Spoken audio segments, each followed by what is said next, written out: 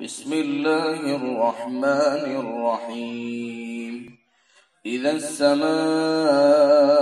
انفطرت وإذا الكواكب انتثرت وإذا البحار فجرت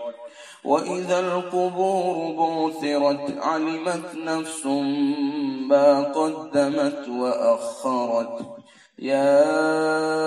أيها الإنسان ما غرك بربك الكريم الذي خلقك فسواك فعدلك في أي صورة ما شاء ركبك كلا بل تكذبون بالدين وإن عليكم لحافظين كراما كاتبين يعلمون ما تفعلون إن الأبرار لفي نعيم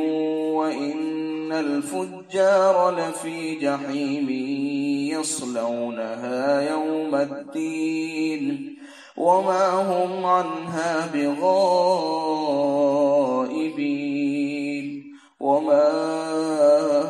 أدراك ما يوم الدين ثم ما أدراك ما يوم الدين يوم لا تملك نفس لنفس شيئا والأمر يومئذ لله. جب آسمان پھٹ جاوے گا اور جب ستارے ٹوٹ کر جھڑ پڑیں گے اور جب سب دریا بہہ پڑیں گے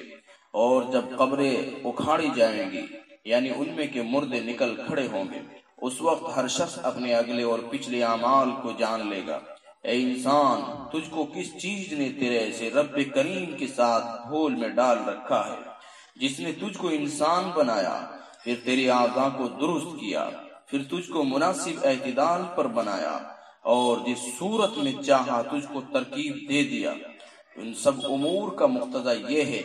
کہ تم کو ہرگز مغرور نہیں ہونا چاہیے، مگر تم باز نہیں آتے، بلکہ تم اس وجہ سے دھوکے میں پڑ گئے ہو کہ تم جزا و سزا ہی کو چھٹلاتے ہو اور تم پر تمہارے سب اعمال یاد رکھنے والے معزز لکھنے والے مقرر ہیں جو تمہارے سب افعال کو جانتے ہیں. نیک لوگ بے شک آسائش میں ہوں گے اور بدکار یعنی کافر لوگ بے شک دوزخ میں ہوں گے. روز جزا کو اس میں داخل ہوں گے اور پھر داخل ہو کر اس سے باہر نہ ہوں گے. اور آپ کو کچھ خبر ہے کہ وہ روز جزا کیسا ہے؟ اور ہم پھر مکرر کہتے ہیں کہ آپ کو کچھ خبر ہے کہ وہ روز جزا کیسا ہے. وہ دن ایسا ہے جس میں کسی شخص کے نفع کے لیے کچھ بس نہ چلے گا اور تمام تر حکومت اس روز اللہ کی ہو.